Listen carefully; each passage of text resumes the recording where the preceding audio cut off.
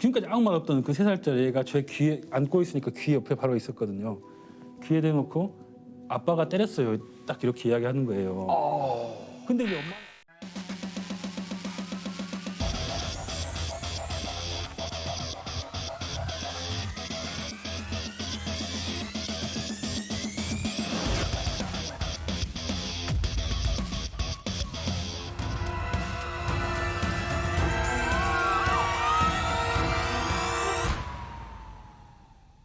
이런 오셨어요?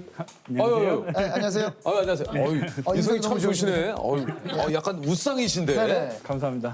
소개를 좀 드리겠습니다. 20년간 조폭 잡는 형사에서 중대 사건 책임 수사관이 된 정희석 경감님이십니다. 안녕하세요. 반갑습니다.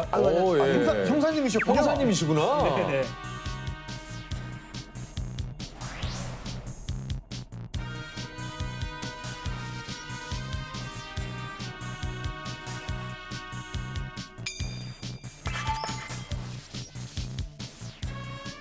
광주경찰청 강력범죄수사대에서 근무하고 있는 책임수사관 정희석입니다. 아유. 아니 근데 이게 책임 수사관이 정확히 뭔지 좀 얘기를 해주세요. 그게 올해 이제 경찰의 수사 구조 개혁 일환으로요. 예. 경찰 수사관들의 그 전문성과 책임성을 강화하기 위해서 만든 제도인데 경찰 수사관 중에 최상급 수사관이라고 보시면 됩니다. 네. 이게 이제 요게 추가적으로 좀 얘기를 드리자면 사건 접수부터 종결까지 네. 이게 할 수 있는 권한이 있으신 네, 거죠? 맞습니다. 네. 그렇군요.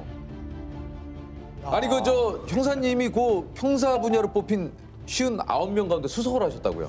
예, 이번에 2,000명 정도 시험 봐가지고요. 와. 이게 90명 선발됐고 형사 분야에서는 59명 선발했는데 그중에 수석 합격했습니다. 이야. 축하드립니다. 기분 좋으셨겠어요. 예, 태어나서 1등은 처음 해본 것 같습니다. 아니 경찰이 되신 지 얼마나 되셨어요? 경찰은 99년도부터 했으니까요. 22년 정도 했고 그중에 강력 형사로는 15년 넘게 생활하고 있습니다. 그러셨습니다. 네네네. 서울에 그러면 올라오신 지가 이게 한 얼마나 되신 건지? 서울을 뭐 범인 잡으러 자주 오고 있습니다. 네네. 범인 잡으러는? 네, 자주 있었고요. 특히 이제 기억 남는 건 2018년도 11월 달에 서울 경기 지역 조폭들이 광주에 이렇게 원정 보복을 왔던 사건이 있었거든요. 네네. 그 사건 담당하면서 도망간 범인들 잡으려고 서울 경기 지역에 자주 왔었습니다. 광주에서 보복전을 벌였던 조직 폭력배들이 경찰의 무더기로 붙잡혔습니다. 무릎을 꿇고 고개를 숙인 남성을 향해 조폭들은 바닥에 침까지 뱉으며 위협합니다. 경찰은 현장에서 12명의 조폭을 붙잡는 데 이어 모두 7개파 35명을 일망타진했습니다. 기세등등했던 조폭들이 공권력 앞에서 모래성처럼 무너진 겁니다. 그게 어떻게 된 거냐면요. 이 광주 조폭 결혼식이 있었는데요. 네. 평소 친분이 있던 인천하고 이게 서울 지역 이 조폭들이 내려와가지고 결혼식에 참석하러 내려왔었는데 네네. 그 전날 술을 마시다가 이렇게 서로 시비가 된 거예요. 예. 근데 아무래도 이 광주 애들이 좀 홈그라운드기도 하고 이 쪽수도 많기 때문에 이겼죠. 때리니까 이제 맞은 애들이 서울, 인천 애들이 자기 조직 애들을 새벽에 불러내린 겁니다. 인천하고 서울에서 한 30명이 새벽에 이 집결을 했죠. 그래가지고 그 정보를 미리 입수하고요.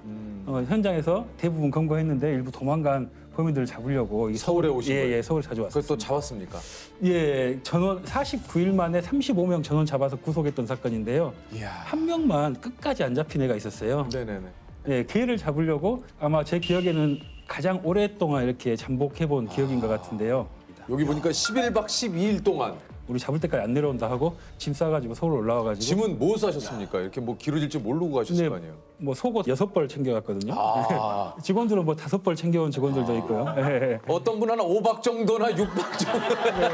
그러니까 일주일 안에는 끝내고 간다. 네. 팬티 개수로 몇 박 며칠인지가 대충 나오네요. 야. 보통 아무리 이렇게 길어져도 우리가 일주일 정도 하면 사람이 좀 지치고 이게 가족도 있기 때문에 그렇죠. 내려갔다가 다시 좀 며칠 쉬었다 올라오고 이러거든요. 근데 그때는 우리가 안 된다, 이거 잡을 때까지 내려가면 안 된다. 이 팬티 양말 다 떨어졌는데도 내려가지 않고 했었습니다. 그럼 계속 빨아서 그냥 있으셨던 건가요? 이제 그게 모텔에서 이렇게 저녁에 빨고 아침에 이렇게 드라이기 같은 걸로 말려가지고 잘 때는 이렇게 노팬티로 어쩔 수 없이 어쩔 수 잘 없이. 때는 또 그렇게 노 팬티가 괜찮다고 그러더라고요. 남자들끼리 네, 뭐 그거는 뭐. 네. 같이요? 혼자 계신다면 같이는 좀. 같이. 아니 추리링 같은 거 반바지. 아, 같은 이거, 거. 이거. 혹시나 아, 그건 아니고, 그건 아니고. 근데 덜미를 잡았습니까? 네, 그게 1월 12일 날 지금도 잊혀지지가 않는 날인데 새벽 2시였습니다. 집에 있던 애가 이렇게 혼자 이렇게 나오는 거예요. 그래서 이상하다 여기 따라가 봤더니 순대국밥집으로 들어갔는데 네. 거기서 걔를 딱 만나더라고요. 저희가 진짜 걔 기다리면서 그 전년도부터 고생 정말 많이 했거든요. 그래서 잡히면 진짜 이 새끼 확 이렇게 이런 생각으로 딱 네. 준비를 했는데 어떻게 됐어요? 근데 막상 만나니까 네. 그래서 너무 고맙더라고요. 그 나와신 게. 그 반갑고 이게 정말 오랜만에 만난 친구 같은. 정말 너무 보고 싶었다 친구야. 이렇게 하면서 드디어 여기 있었구나. 아 진짜 너무 보고 싶었어. 반갑다 할 정도로 말이 나올 정도로. 아 근데 또 이렇게 계시니까 같이 올라왔던 형사님 같기도 하고. 맞습니다. 네. 든든합니다. 네. 아니 저 범인을 구속하고 퇴근길에 먹는 술이 있다 그래요? 이게 형사들 사이에서 범인을 구속하고 나면 집에 안 들어가고 저희들은 이제 꼭 이렇게 술 한잔 하면서 이 사건을 복기해 보면서 이게 잘 됐고 이게 못 됐고 그때 우리 마시는 술을 우리는 구속주라고 합니다. 네. 그래서 범인을 구속시켜 놓고 마시는 술. 네. 구속주. 그래서 이제 형사들 사이에서는 이제 구속주에 취하고 구속주 맛을 알면 평생 형사 그만 못 둔다. 아무리 힘들어도 예, 딱 구속시키고 났을 때 우리 예. 촬영 끝나고 마시는 것처럼. 그런 거죠. 그러신가요? 범죄자들을 항상 이렇게 이제 잡으러 다니시니까 이게 사실은 그 항상 위험에 좀 노출이 돼 있는 거 아니겠습니까? 네, 그렇긴 한데요. 위험한 상황을 안 만드는 게 정말 베테랑 고수 형사라고 생각합니다. 예. 뭐 영화나 이렇게 보면은 막 추격해서 이렇게 잡는다든지, 그렇죠, 그렇죠, 그렇죠. 아니 막 싸워서 이렇게 싸워서. 예, 잡는다든지. 이런 건 조금 이렇게 이제 초보자 때 이야기고요. 고수들은 어떻게 잡? 저희 같은 경우는 이제 좀 기다리는 걸 더 하고 우리가 더 유리한 환경을 만들어 가지고 잡으면 좀 편하게 잡을 수 있습니다. 그 예를 들면요, 뭐 깡패들을 잡아야 된다. 그러면은 깡패들 숙소를 파악한단 말이에요. 그러면 숙소 앞에서 이렇게 딱 또 기다리고 있어요. 서너 명 딱 몰려 들어오면 여기서 이제 좀 초보자들은 딱 나가가지고 야 너희들 이리 와 이러면 예, 그러겠죠. 그러면 도망간다거나 반항한다거나 이런 일이 생기거든요. 근데 이런 일을 아예 안 만들어야 됩니다. 어떻게 해야 합니까? 좀 더 기다려야 돼요. 더 기다리면 저희가 숙소로 들어가서 한 3시간 정도만 더 기다리면 이제 잠이 푹 들었을 때, 막 들어가도 모를 때, 예. 그때 이렇게 조용히 들어가가지고 후레쉬 딱 붙여가지고 이게 하나씩 깨우면 야 일어나봐 이러면은 그럼 먼저 일어나 내 먼저 수갑 딱딱 채워가지고 이렇게 좋은 환경에서 편하게 잡아야지. 뭐 우상탕탕 할 필요 없고. 네, 그건 편안하게 잡아야 됩니다. 이제 그들 쪽에도 형사님 너무 유명하시죠. 혹시나 뭐 그들 사이에서 불려지는 있습니까? 이름이 있다거나. 저도 뭘 나중에 좀 들었던 이야기가 있는데요. 걔들이 저를 정거장이라고 불렀다고. 왜요? 제가 한참 이렇게 이 광주에서 이 깡패들 교도소 많이 보낼 때 이 교도소 안에서 있으면 이제 자기들끼리 들어오면 얘기하기를 이제 네. 자기들도 합니다. 그러면 그때 야 너 어쩌다 들어왔냐 이러면은 아 정희석한테 잡혀서 들어왔어. 너는 아 나도 정희석한테 잡혀 들어왔어. 막 다 그러니까 한 깡패 선배 하나가 야 정희석이가 광주 교도소 오기 전에 들렸다 오는 정거장이냐? 정거장. 아니 그분도 누군지 모르게 표현을 잘하셨네. 야. 아니 그 좀 뭐 지금까지 맡으신 사건도 굉장히 많겠지만 좀 잊지 못할 또 사건도 좀 있으실 것 같아요. 네, 제가 형사 시작한 지 얼마 안 될 때 한 2년 정도나 됐을 때 이야기인데 5살짜리 이게 남자애가 이렇게 사망했다는 그 엄마의 신고가 있었어요. 네. 현장 가보니까 이렇게 딱 단칸방에서 젊은 엄마가 5살짜리 남자애하고 3살짜리 딸을 이렇게 혼자 키우고 있더라고요. 근데 엄마 말에 의하면은 저녁에 식당 일을 갔다 와 보니까 애가 이 갈비뼈인 데가 아프다. 멍이 들어 있고 침대에서 뛰어놀다가 이렇게 침대 모서리에 이렇게 부딪혔다. 이렇게 이야기를 했다 그래요. 그러니까 엄마가 그래 밤이 늦었으니까 오늘은 자고 내일 아침에 병원 가자. 이렇게 하고 자고 일어났는데 아침에 이게 사망해 있었다고 이렇게. 근데 그게 이런 사건이 수사가 어렵습니다. 왜냐하면 아이는 이미 사망해 버렸죠. 또 내부에서 집에서 있었던 일이고 기존의 증거를 찾기가 어렵기 때문에.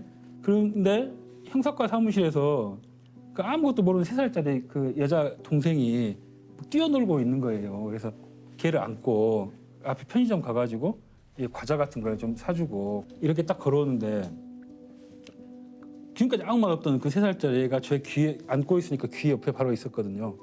귀에 대놓고 아빠가 때렸어요. 딱 이렇게 이야기하는 거예요. 근데 이제 엄마는 아빠가 없다고 했었거든요.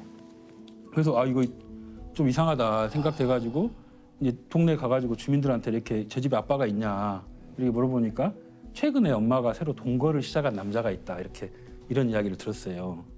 그래서 재조사하게 됐고 혹시 평소에 이렇게 맞는 걸 본 사람이 있을 수도 있으니까 돌아다니면서 다 이렇게 물어보고 다녔어요. 그러니까 사실 그 애가 아동보호 전문기관이라는 기관에 3번이나 이렇게 학대 의심으로 신고가 된 적이 있다는 걸 알았습니다. 그리고 그 신고자를 보니까 그 동네 이웃 아주머님이었어요.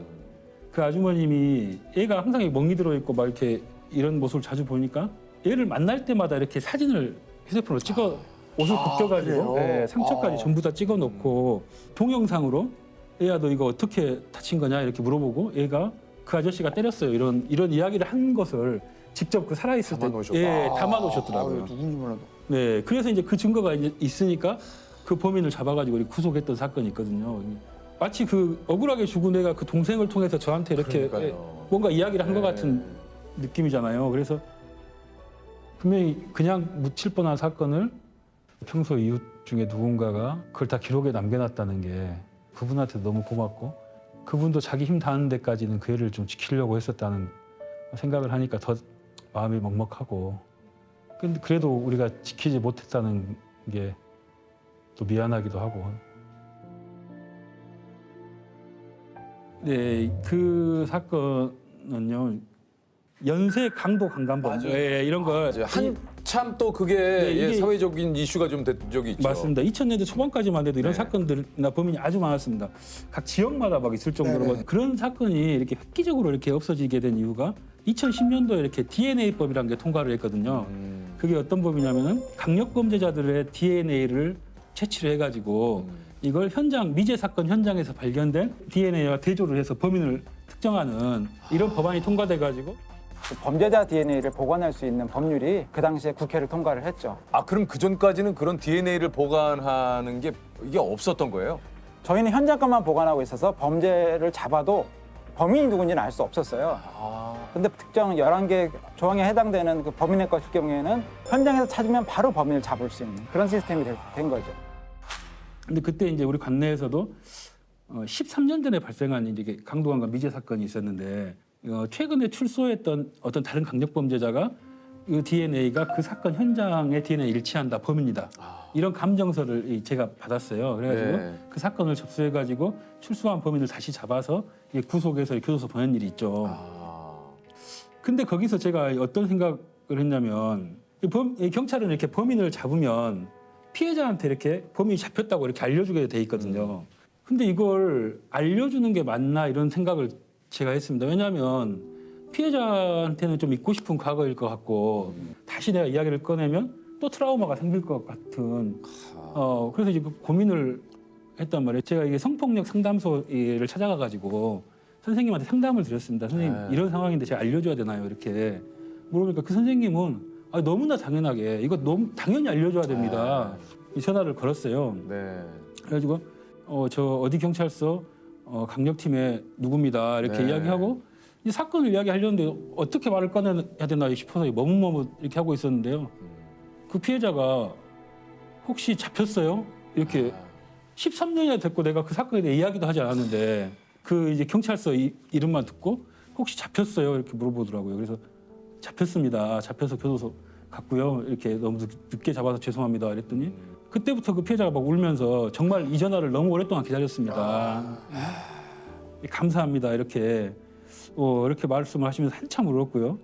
그날 저녁에 그 피해자 아버님이 또 찾아오셨어요. 저를요. 그래서 지금 제 손 잡고 형사님 정말 너무 고맙습니다. 제가 얘를 키우면서 그때 지켜주지 못했다는 좀 미안함 때문에 얘 얼굴을 똑바로 한 번도 본 적이 없습니다. 너무 감사합니다. 이렇게 말씀하시더라고요.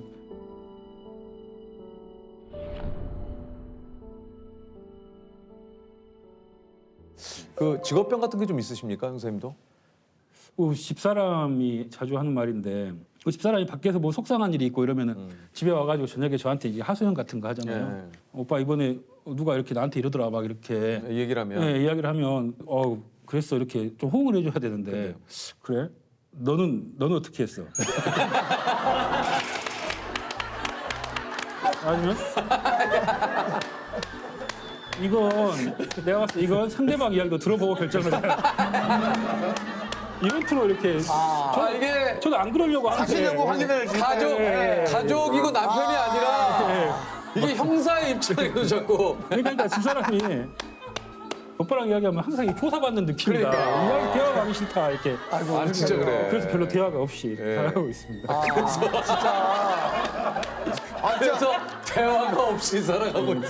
대화를 많이 하면 꼭 싸우더라고요. 그래서 알겠습니다. 자, 우리 우리 형사님께 유퀴즈 좋습니다. 좋습니다.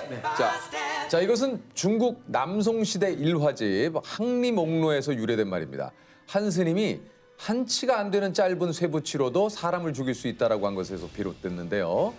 짧지만 강한 힘을 가진 말 한마디로 상대방의 허를 찔렀을 때 쓰이는 이 고사성어는 무엇일까요? 짧지만 강한 힘을 가진 한마디로 상대방의 허를 찔렀다. 와 모르겠습니다. 자, 정답은 촌철살인. 그러니까. 생각이 안 큰일 나요. 났네요. 자, 화이팅! 네 자, 우리 고맙습니다. 조셉이 한번. 네. 노트북? 괜찮습니다. 아니고 무선 청소기. 진짜 이야, 이거 또 축하드려요. 이야.